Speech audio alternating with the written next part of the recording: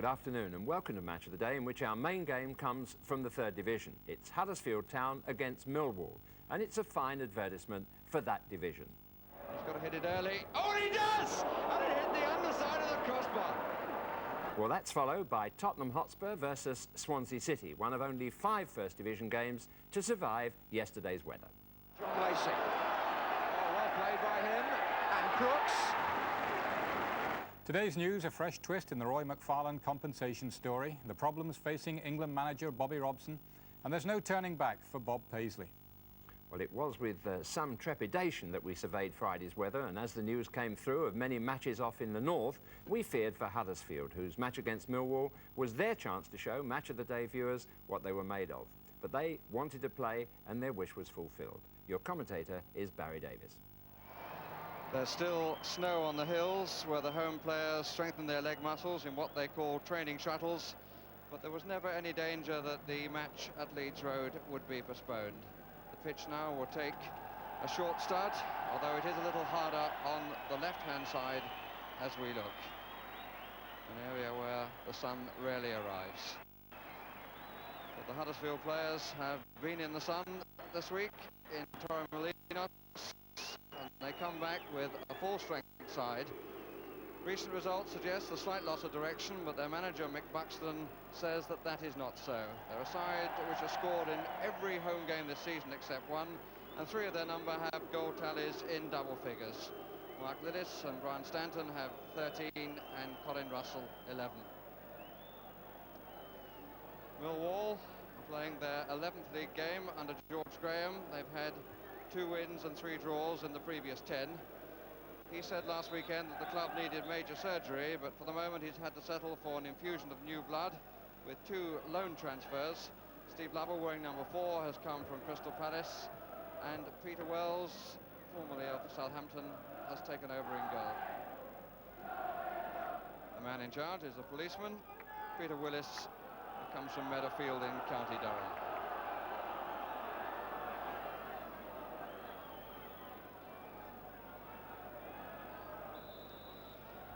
Huddersfield unbeaten at home, Millwall yet to win away.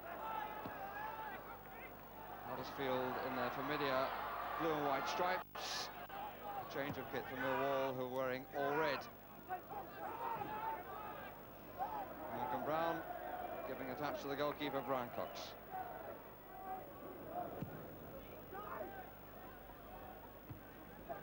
Won by Martin. Neil, Aylott. Followed by Sutton. Massey.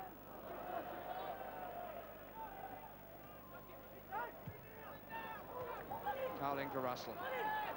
Russell shielded it well. It's Doyle. Cowling, nicely done by Huddersfield. So his footing let him down there quite clearly. Neil let it run well. Might have given it to Lovell a little bit earlier though.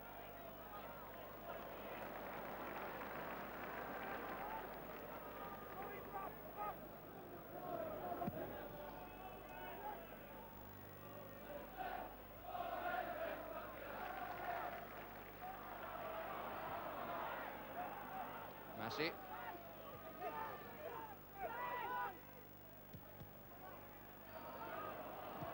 Chatterton.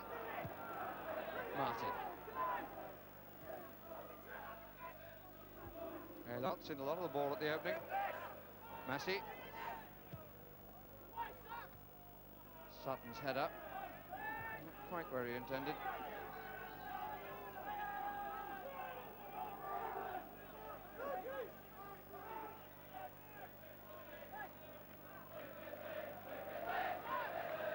Won by Aylott, out by Hanby. And a good chase out following his header by Stanton. And Russell is in the clear. And a real chance, which is well taken. Mark Willis, the scorer. And what a breakout from defence. All credit to Brian Stanton, because he won it at the other end.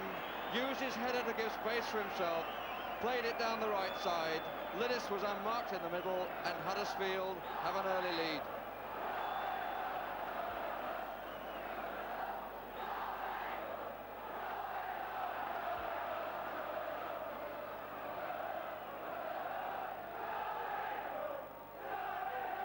Martin.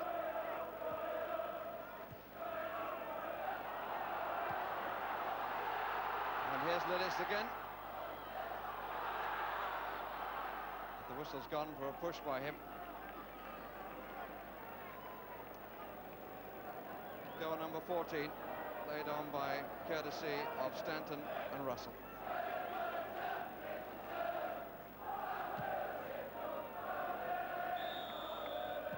Offside flag.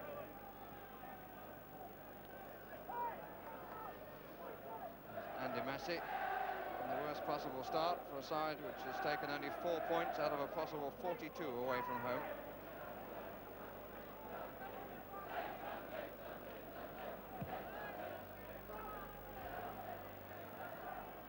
Allardyce and Russell. Little push given against Allardyce.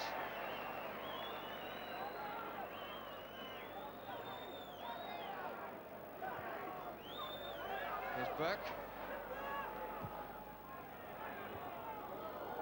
Off the head of Sutton. Oh, and it had to be tipped over. It came down very late. Very well watched by Peter Wells, and had to be. Most of the players had started to move away for the resulting goal kick. But in fact, the ball dipped down very late, and Wells forced to put it over the top. A lot of movement from Huddersfield. Aylott won the clearing header. Back to Cowling. Oh, that's a lovely cross. Lillis couldn't make the most of it. But a good piece of play by Dave Cowling, who took on two on the hardest part of the ground and got in a really nicely weighted cross, which Lillis might be a little bit disappointed didn't make more of.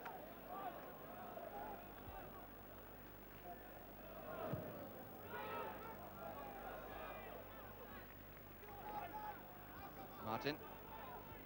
Sutton. Lillis. Stanton is the player making the run. What a lovely pass. Russell's in the middle, and that's two. So simple, but simple is beautiful. Russell the scorer. Same trio involved again. Stanton made the run. The ball beautifully played through to him by Lillis, and Russell in the middle this time for the finishing touch. Huddersfield 2, Millwall 0.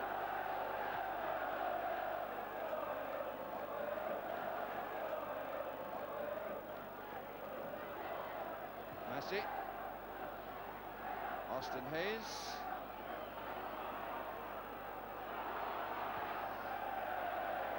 And he was a classic pass against what was rather a square defence. And Stanton showing considerable pace. Here's Lovell, who's been brought into the side to add bite in the middle of the field, and has seen his side destroyed down the flank. Already had a ball winner in the middle of the field for Millwall, and that's why George Graham has gone to one of his former clubs, Crystal Palace, to find one. Martin. Cowling. Aylott.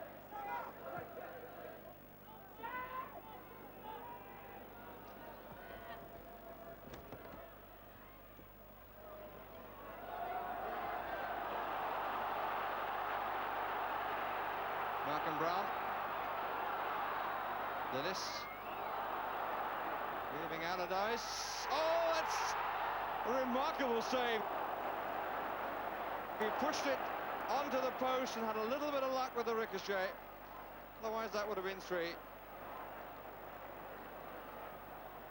Russell was the unlucky player. But Wells did well to get to it in the first place. Russell. Lillis. Fair charge, says Mr. Willis. Allardyce. Dean Neal.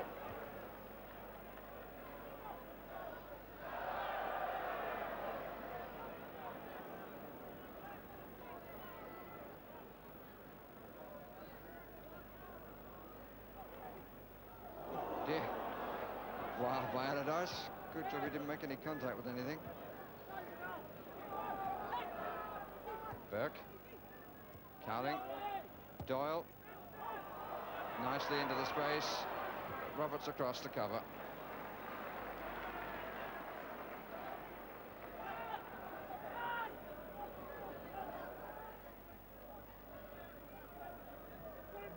Russell. Lillis. And that, in the end, set up Stanton.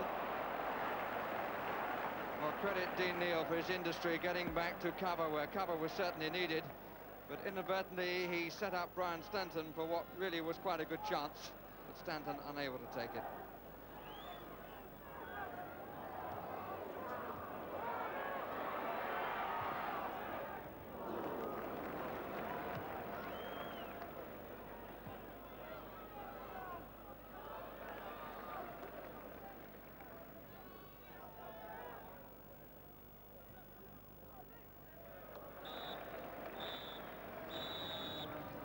Well, it could have been better for Huddersfield, it could have been worse for Millwall.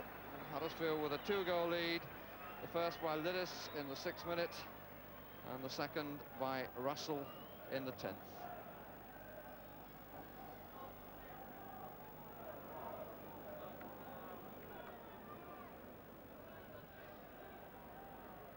Laurie Madden, who lost his place to Steve Lovell at the start of the match, now gets it back at the expense of Andy Massey.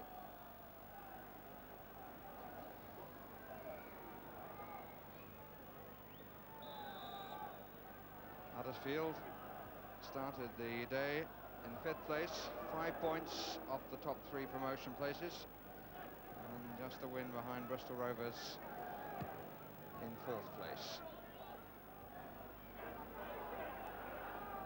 Started, as their name implies, with really terrier-like tactics, nickname I should say. Didn't quite maintain that as the half went on.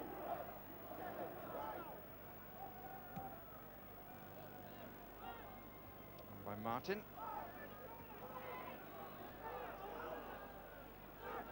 Allardyce certainly played a captain's role in pulling his side together, because they were all over the place at the start. Oh, say. And the free kick given against Allardyce, and the referee not liking the reaction that the player made to his decision. But it has to be said that Allardyce, in winning the ball, very nearly gave Lillis a second shave of the day.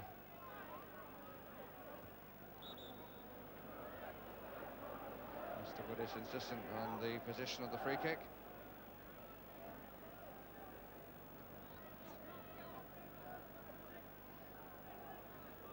Keith Hamby will take it. It comes to Lillis as 2 players took their eyes off the ball, and Roberts obviously thought that Lillis used an elbow.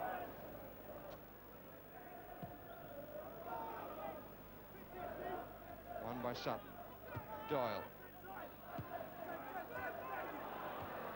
Rather hasty by Allardyce. It's Lillis. Allardyce has come across. Nice change of direction. Russell! What a beauty! What a beauty! Russell gets his 2nd of the contest. But it was beautifully made by the sway and change of direction of Mark Lillis, and a peach of a cross. Those two have been involved in all 3 goals.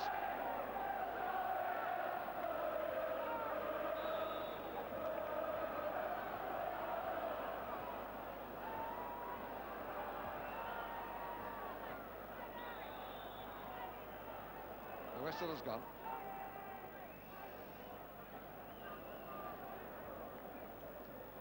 Huddersfield pulling everybody back. Concentration to win the ball again immediately after scoring. David Martin. And the free kick rightly given. It's a real studied sort of tackle.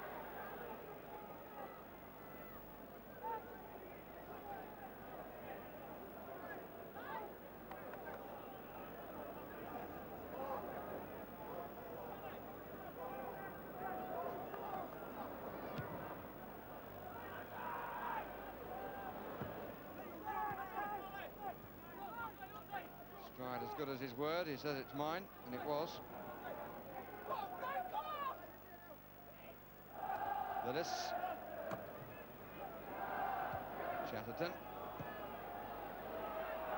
Hanby. Dean Neal has gone to mark the goalkeeper, forcing Hanby to turn. You have plenty of room. And he's now got to recover. Here's Neal. No help. It's David Sutton who put it out of harm's way in the end. Aylott. Madden. And the goalkeeper clearly surprised, and Madden makes it 3-1. Well, there was no doubt the Brown-Cocks thought that was going wide. Madden getting up comfortably with the header, directing it away from the goalkeeper and into the top and side netting. So 3-1.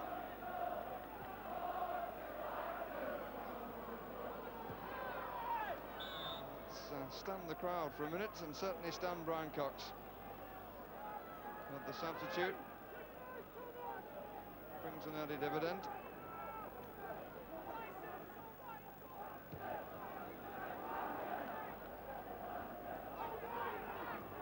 Neal.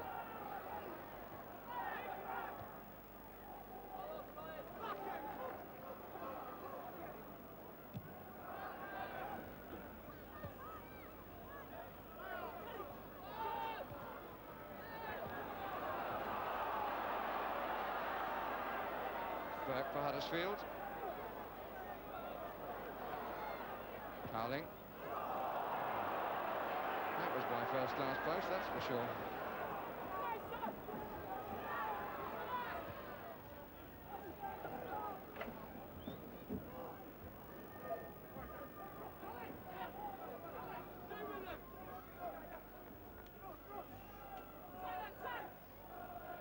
Madden. Brown caught. Neal trying to turn. It was a little unfortunate.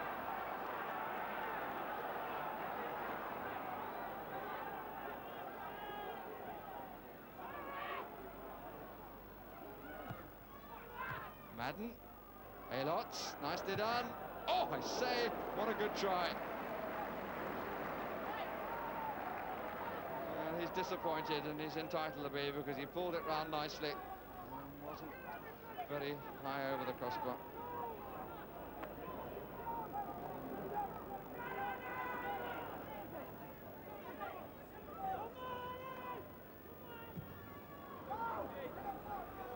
Cowling. Lillis. Nice second header. Stanton. Can he get the cross? It's a bit close to the goalkeeper. Lovell.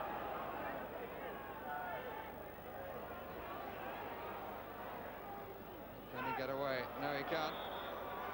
He's got a free kick. Got a pushing by Doyle initially. Dean Neal. This could be promising. Here's Lovell. It's still in play. It's a promise that died.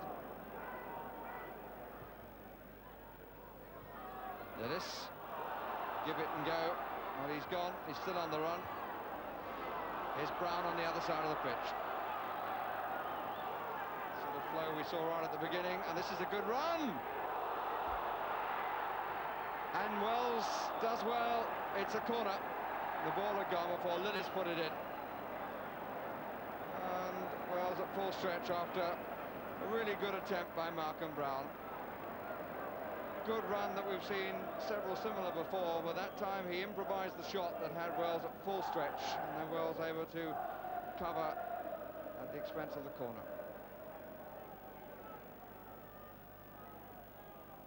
Brown comes away from the middle, and Aylott, and it's in by Hanby. Keith Hanby scores.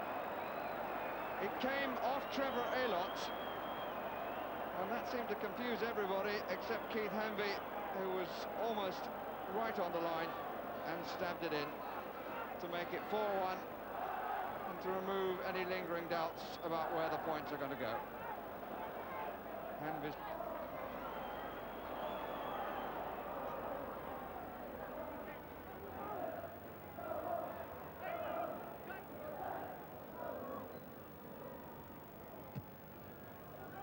twice this season, Huddersfield have managed to score 6 times.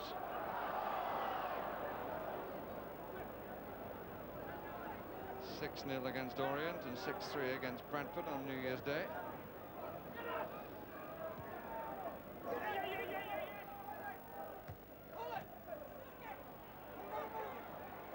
Stanton.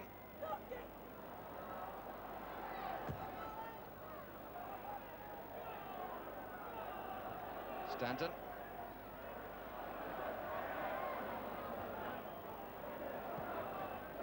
Lillis. Stanton has gone on, Doyle has gone on. This way is Brown, but Hayes is covering.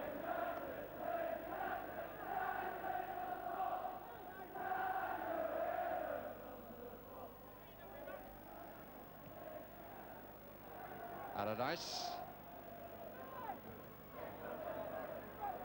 For Roberts. Hanby. Madden.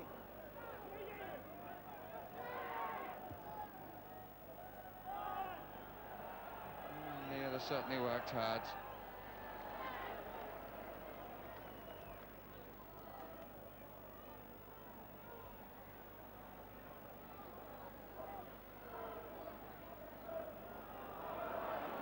Burke. Determined running at the defence. Nice return from Russell. Lillis and put in by Wilson. Phil Wilson gets number 5. But it was a nice move at the start, with Burke making the initial incision into the defence. When the ball came across, it was Phil Wilson who scored. And Huddersfield Town have a little under 15 minutes to make it 6 for the 3rd time this season.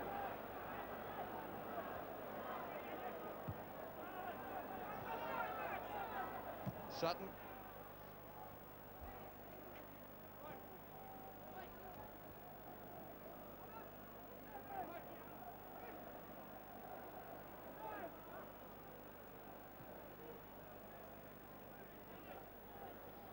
Phil Wilson's 4th of the season.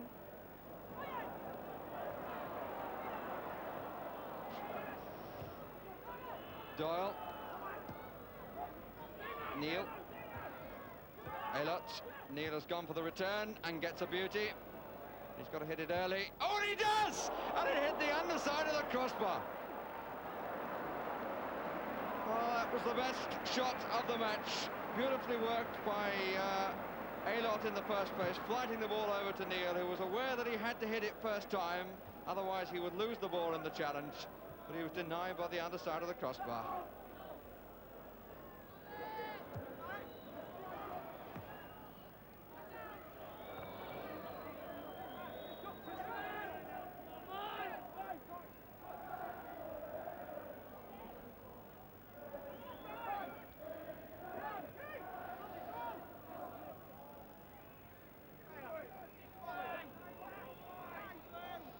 There aren't too many seconds left, but nobody seems to have told Austin Hayes.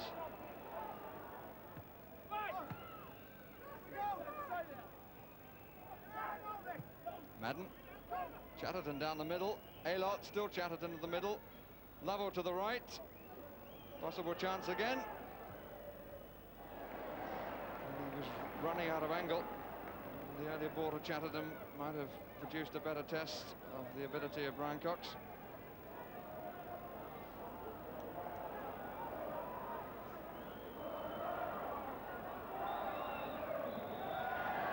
Well, a conclusive victory for Huddersfield, with the goal scored by Lillis, 2 by Russell, Hanby and Wilson, with Madden getting on the score sheet for Millwall.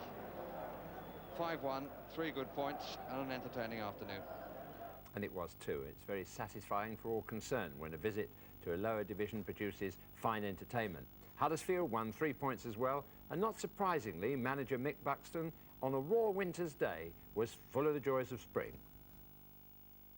It was a terrier-like start, wasn't it? Well, good word for us, the Terriers. We always try to start like that. We always try to play like that, Barry. Work hard, get the ball, hit people quickly.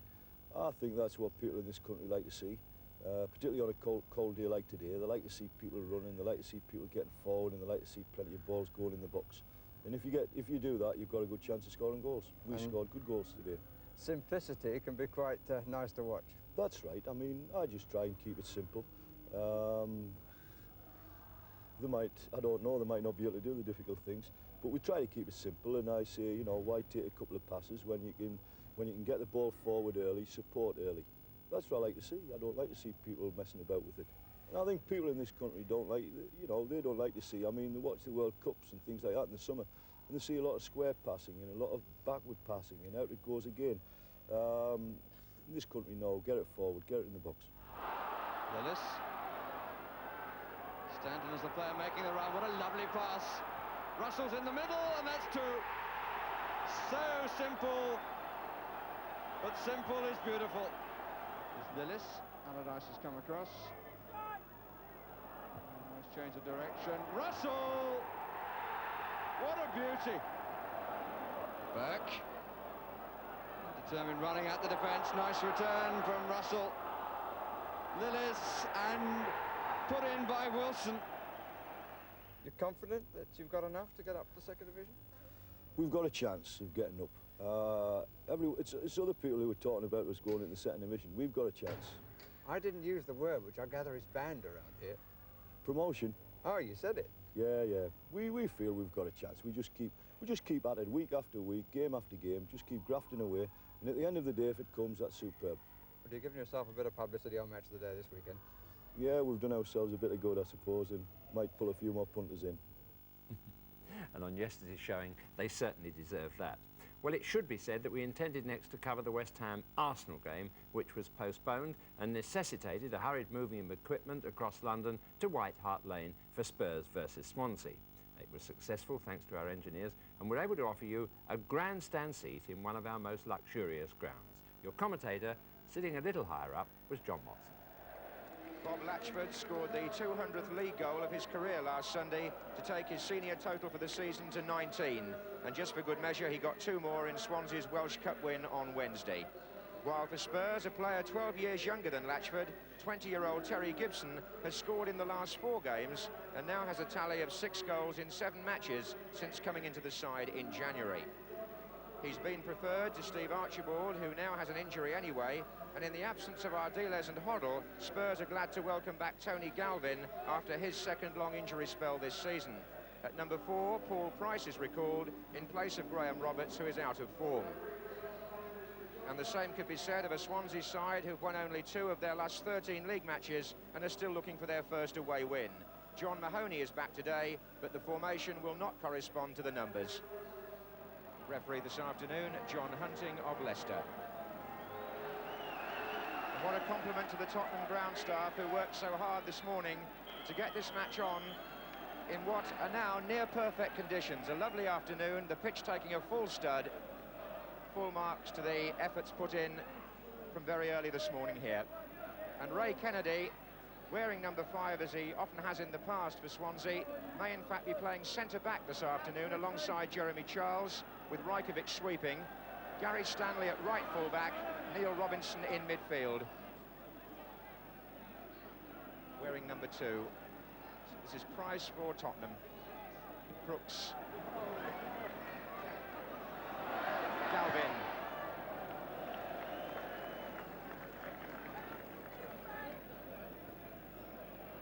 Just looking at those Swansea defenders who'll be marking the likes of Galvin this afternoon. They play the sweeper system, but you'll see Kennedy and Charles playing as Rajkovic. On by James.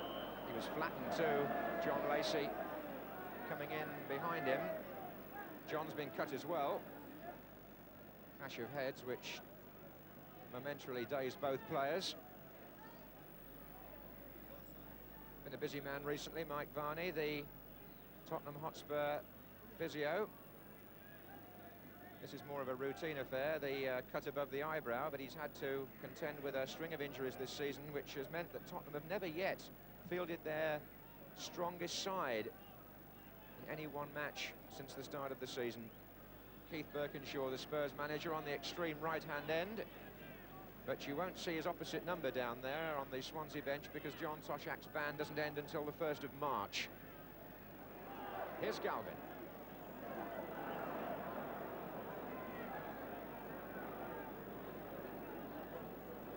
Rajkovic, Hadziavdic.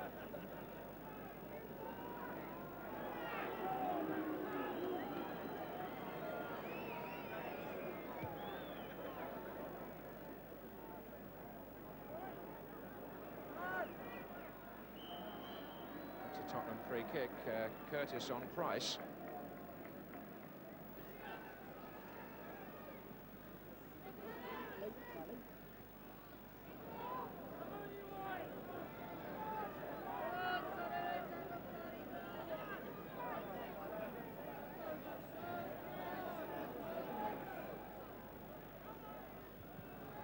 Come back to Mabbott.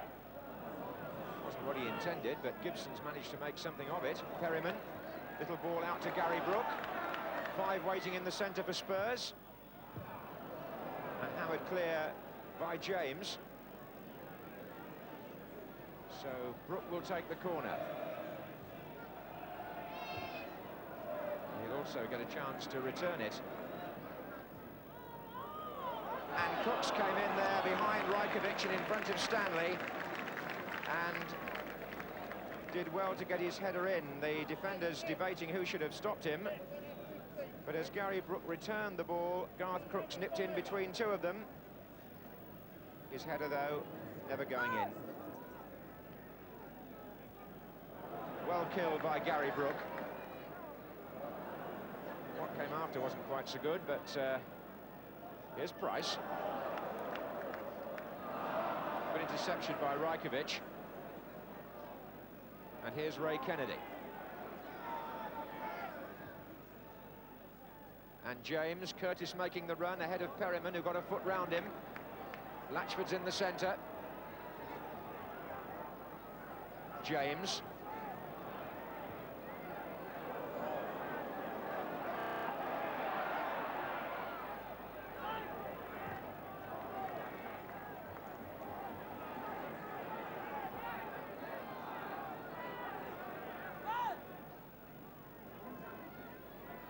So, 10 minutes left in the first half here at White Hart Lane. Spurs 0, Swansea 0. And no clear-cut opportunities yet for which you could blame a forward for not scoring. And neither goalkeeper totally extended. Here's Ricky Villiers, forward for Terry Gibson. Can he take him on for pace? Rajkovic, he can. He's still there, is Gibson. And a good cross, and here's Crooks.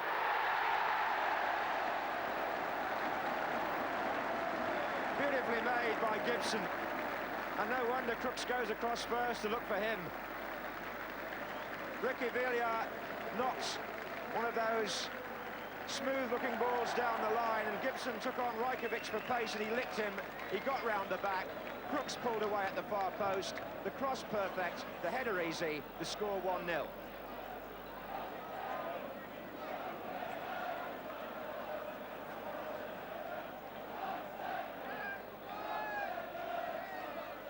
That's brought the crowd to life.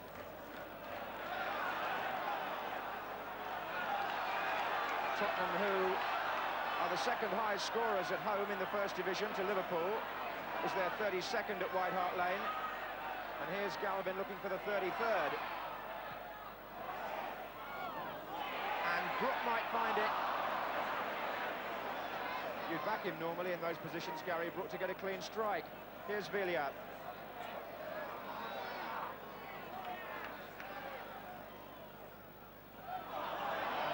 From behind, which the referee must surely penalise.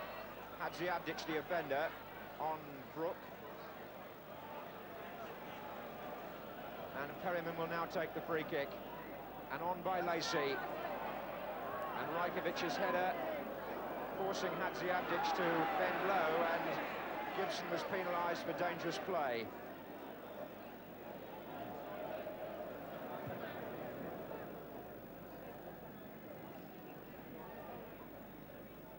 Steve Perryman.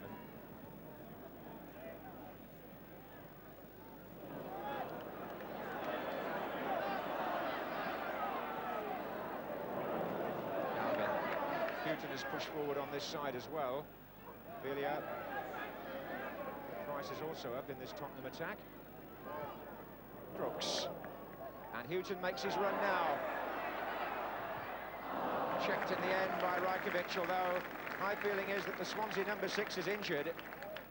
Houghton is the player down there for Tottenham, but I think that Rajkovic has pulled possibly a thigh muscle and has been suffering for the last 10 minutes or so. It may have had something to do with the way Gibson went past him on the Tottenham goal, but he's certainly not fully mobile, the Yugoslav who plays behind the other defenders. Meantime, Chris Houghton receiving the sympathies of the referee. An anxious season for Keith Birkinshaw in the way of injuries. But on this occasion, all is well.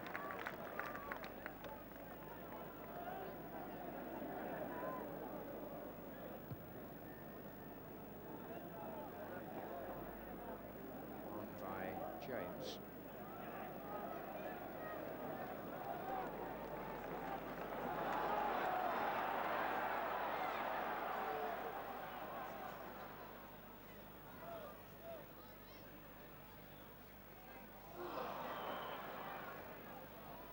Foul by Robinson.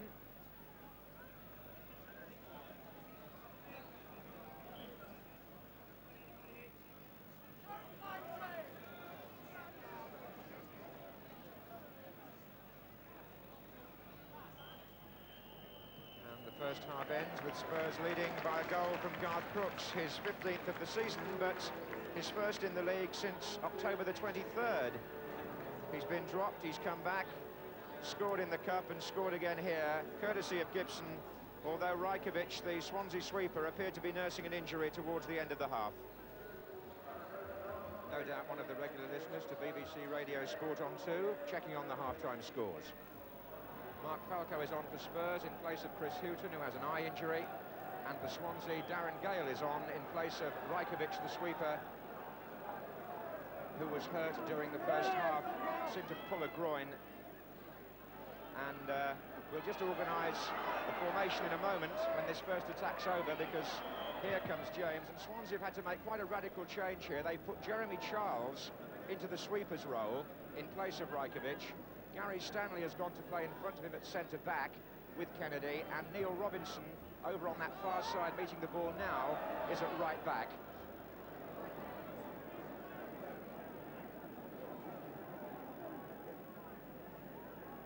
So both teams having to reshape their formation at the start of the second half, owing to injuries.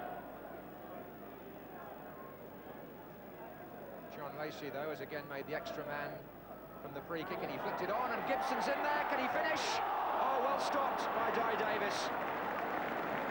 Lacey flicked that free kick on, and Terry Gibson, from not an ideal angle, hooked in a fierce shot, and good reactions from Dai Davis to beat it out.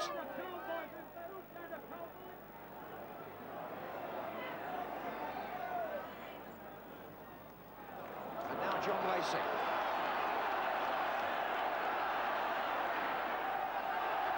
Played by him, and Crooks.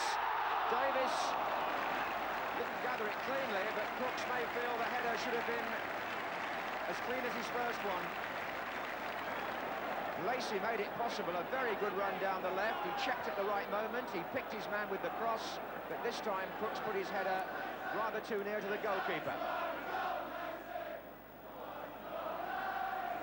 Beautifully done by Gibson, he's got some pace too, and he's found Abdic in the end, but Crooks was so close. Well played again by Gibson. Falco. Oh, Brook! Gary Brook. No, Kennedy away. What a mess in the penalty area. Gibson's cross first of all, just evading Crooks. Hadziabdic half cleared. Falco in. Davis a mistake. Brook unable to capitalise. Kennedy away. Corner to Spurs. They get a clearance by Kennedy. This time he finds Curtis.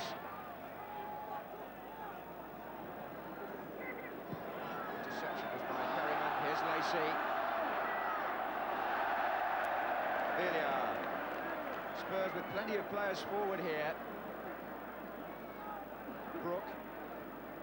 Falco. Crooks. Brook again. Spurs have increased their momentum since half-time, despite having to reorganise, but then the same can be said of Swansea in terms of reshaping the team, because they've lost their calming influence at the back. Rajkovic. Mahoney. This is Kennedy. Some holding there, it seemed, by Price. James. The shot. Absolutely poleaxed Spurs player who blocked it. Was Price, in fact. Running into Mabbotts. He saw his chance to go forward and took it. Brook. That's not the pass that he was looking for.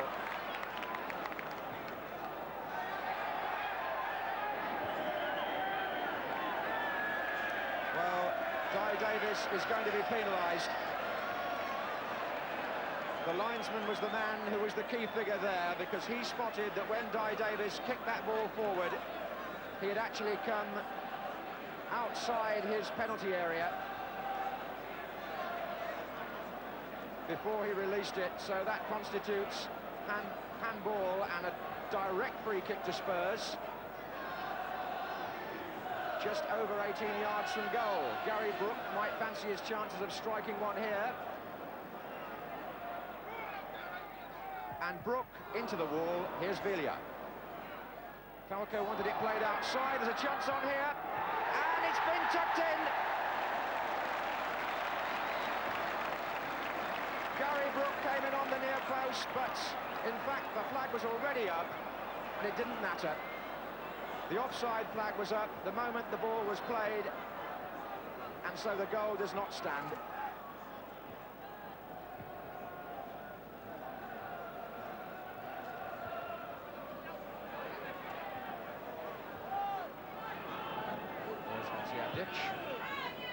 Latchford. Curtis is hovering behind the defence. With 10 minutes to go, Spurs still in the position that they were in 10 minutes before half-time when they took the lead.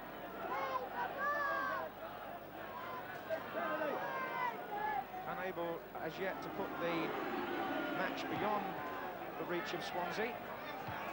Forward again goes Crooks. And forward too goes Latchford.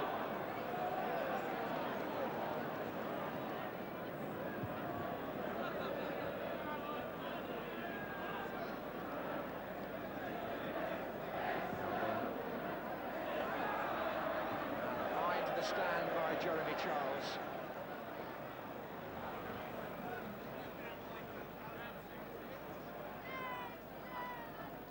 Falco going in on the line. Oh, and Davis didn't make a very good job of that. And Spurs have a corner. John Lacey is again supporting Garth Brooks. Jostling for positions. And Lacey! And Gibson dived, driven away by Robinson. Perryman. Well, I must say, from these corners and free kicks, John Lacey's touches have proved interesting and effective. He got a flick on there. Gibson threw himself in so bravely. Didn't quite make it. But there are players in this Tottenham team determined, if they can, to keep their places for this all-important FA Cup tie at Everton next week. And the snow now starting to fall in something of a flurry. Last fling from Swansea. Hadziabdic. Gale. Caught a little bit by the foot of Gibson.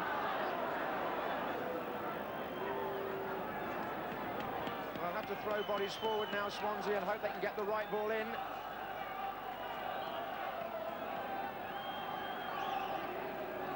Charles is making a run across. It was he who got there. It's gone on to James, but the flag and the referee's whistle bring the afternoon to a close. It came too late, Swansea's revival, because Tottenham had got the edge from the moment they scored and should frankly have added to that in the second half, that being a goal by Garth Crooks. Both teams had to reorganise at half-time. 3 points to Tottenham, who will still hope to qualify for Europe by virtue of their league position, but Swansea's relegation problems only compounded by that defeat as they still look for their first away win. Well, not the best game we've seen this season. Both sides obviously affected by continual injury problems. And in the absence of Ardias and Hoddle, Ricky Villa took over the midfield general role for Spurs, particularly in the first half. And I thoroughly enjoyed this moment of supreme skill from him. About a 50-yard ball at least coming up here, and it's control with the chest that we see. A lot of power in that ball, but he has it under control with another little touch from his foot. Really remarkable, superb skill. And in fact, he initiated quite a lot of Spurs' first half attacking movements, and the one that produced the goal. Spurs at their best. Stevie Perriman on the ball there, plays it up to Mabbott. A nice little turn back ball from him into the path of Villa, and Villa pushes it very accurately up the line past the defence. But it's the appetite of the man on the end of it that we're looking at particularly. To get ahead, to stay ahead against Rajkovic's challenge, and finally to hook a ball accurately onto Crooks' head. Crooks calls for it, and he's got it just where he wanted it most to enable him to score Spurs' first and only goal. But let's look again at Terry Gibson. Not the greatest looking athlete. He's got a short body, powerful hindquarters, and a touch of the Jimmy Greaves. I particularly like that turn there. Very, very quick. But after it, he doesn't lay it off. He's looking for the space again beyond people to get a cross in. That cross caused Swansea's defenders a little bit of trouble. They didn't get it away first time, and it gives us a chance to get another look at his appetite for getting past people into the space on the other side. He wants a trick now, and he's got a trick, and he's got a cross. Don't think he quite meant that one, but it's, again, making problems for Di Davis and his colleagues. But you can't even be talked of in the same breath as Jimmy Greaves unless you're a goal scorer, and prolific at that. Terry scored 6 goals in his last 7 games for Spurs, and 4 out of 4 in the last 4 games. Just watch this from a free kick, his goal-scoring potential. Villa flicks the ball up. It's Lacey there, who created quite a few scoring opportunities for Spurs yesterday. There he is, one control with his right foot, and hammering a shot there, which nearly knocks Di Davis out of the ground. But it was a fine save too at the end of the day. But there he is, Terry Gibson. Well, there was one minor incident in yesterday's game with which I thought we might have some fun. It shows very clearly the increasingly difficult nature of a referee's job in this day and age. Players' techniques have improved in all directions, which at times can make the truth difficult to read. The question is, do you think this challenge by Jeremy Charles on Garth Crooks was a foul? He's coming in now to time his tackle. There has to be intent involved for it to be a foul, but does he go for the ball here, or does he bring Crooks down deliberately? Does Crooks have to fall? I think he does, but does he make slightly more of it at the end of the day than he need have done? We've seen it in slow motion. Perhaps it looks easier in that the referee has to make an instant decision. Was it a foul or was it not? What would you have given? Well, the problem of refereeing in 1983. Those of you who have ambitions in the refereeing world will clearly see the difficulties of sorting it out accurately at that level. Bob. Well, with both Arsenal and Manchester United's games casualties of the weather yesterday, there are no new injury problems before Tuesday's delayed Milk Cup semi-final first leg at Highbury. Arsenal were always going to be without Alan Sunderland, and Kenny Sansom, who's been in bed with flu, has recovered and will play. United trained this morning, and manager Ron Atkinson reported a clean bill of health, with Ray Wilkins again in consideration for a substitute's role. On the same evening, Burnley faced the awesome task of pulling back Liverpool's 3-0 lead from the first leg. Both Burnley's injury problems, fullback Brian Laws and striker Steve Taylor, should be fit to play. No problems for Liverpool, and manager Bob Paisley, in answer to the rumours that he just might change his mind about retiring, said, "Definitely not. It would only get worse. I might have to win 5 trophies next time." On a more serious note, a Football League committee meet tomorrow in London to hear Bradford City's claim for compensation for the loss of manager Roy McFarlane to Derby County. After being found guilty of poaching and fined £10,000 already, the general feeling is that Derby will be asked to pay some compensation, but nothing like the £200,000 Bradford are seeking. Between 40 and 50,000 seems a more realistic figure, and even then there could be a new twist. 2 points may need to be clarified. Under league rules, it's questionable whether the committee actually have power to award compensation. And 2, whether Bradford City themselves were in breach of contract with McFarlane by withholding certain payments which were due to him. Whatever the outcome, it's an interesting test case for football. England manager Bobby Robson returns from holiday today to name his squad for the British Championship match against Wales on Wednesday week. The same night, Manchester United and Arsenal play their Milk Cup semi-final second leg. Without players from those clubs, and possibly Liverpool and Aston Villa, who could be involved in FA Cup replays, the manager's main problem will lie in a replacement for skipper Brian Robson. His role is likely to go to Sammy Lee. It's virtually certain the Spurs' Glenn Hoddle won't have recovered full fitness, although he played this afternoon, scoring twice for a Spurs staff side in a friendly match at Cheshunt. But if Bobby Robson thinks he has problems, what about Enzo Berzot, manager of an Italian team which beat the world 6 months ago, but who haven't won a game since? The latest depressing result for the world champions came in Limassol yesterday, a 1-1 draw in their European Championship match against unfancied Cyprus. 2 minutes of the second half had gone when the 25,000 crowd went wild with delight. A cross from the left was met with a poor defensive header. Christodoulou's pass found Mavris, and the finish was very precise. It took Italy just 12 minutes to equalise. Following a move on the right in which the cross was partly blocked, watch out for a delightful little chip by substitute Ancelotti, which found Graziani's head and the body of fullback Patikis before going in to make the score Cyprus 1, Italy 1. As it stands, Italy are almost unbelievably now outsiders to qualify from Group 5. Despite the Italians moving up into second place, you must remember that both Czechoslovakia and group leaders Romania have already drawn in Italy. In fact, the world champions' embarrassment yesterday could have been much greater when you see the chance Savides had when the score was 1-1. A long volleyed through ball split the Italian defence completely to leave Savides with a clear run at goal, but instead of placing his shot, Savides chose to blast it, and Italy's veteran skipper Dino Zoff pulled off a marvellous reflex save. Keepers do spoil the fun, don't they? Well, the shock result in Scotland yesterday was Celtic losing 1-3 at home to Aberdeen, who replaced them at the top of the table. But we see the goals from the Division 1 match between Hearts and Ayr United. Hearts in maroon have a corner. Your commentator is Archie McPherson. Johnson's corner kick. There's Roddy McDonald, and he got it again. Must be this time, yes. Derek O'Connor sweeping it in very sweetly. The danger again coming from that corner kick. The back header by Roddy McDonald going right up there. He's done it 2 or 3 times in the game so far.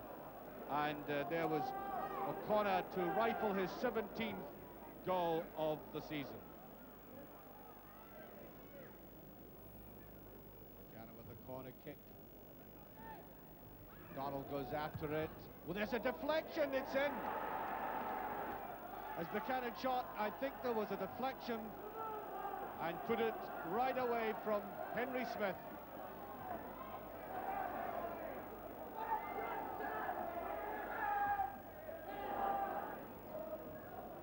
Oh, very neatly on indeed. Kid on the far side, this is going to be a good one. O'Connor tries to get there, yes! Pettigrew.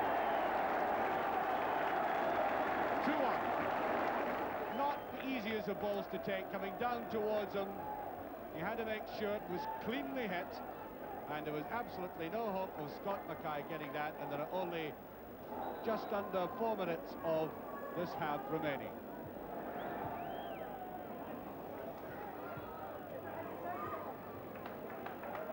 Kid played that well. Pettigrew, beautiful touch on Boone, can't get there. Here's Mackay, will he get his shot? And he does, yes! On a miserable afternoon, a brilliantly lit goal. Called in by Connor. I think the full sets of players realise it's well nigh over. Pettigrew racing after after it. Willie Johnson on the wing and given inside to Mackay. That's a good ball by Mackay. Coleman. Yes! Oh, he took that so well. Put through to him. He found himself in a very good position. Maybe a little bit surprised he got there at all.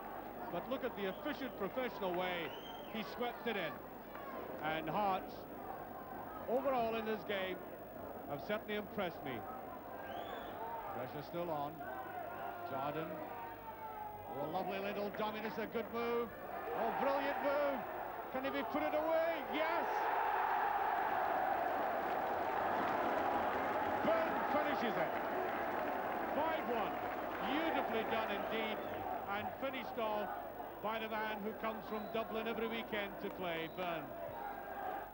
Well, with Valentine's Day tomorrow, it's nice to see so happy a heart. Well, that's it for today. Next Sunday, the programme is at 4:15 when we'll be showing 3 fifth-round FA Cup games. But this week was about 2 Football League matches. Very well refereed too, but if I had to choose the man most satisfied with his day's work, perhaps it would be Colin Russell of 3rd Division Huddersfield, who showed some of his more illustrious colleagues the perfect way to head a goal.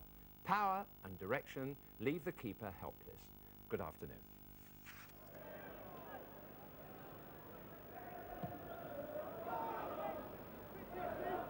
Won by Sutton. Doyle. Rather hasty by Allardyce. It's Lillis. Allardyce has come across. Nice change of direction. Russell! What a beauty!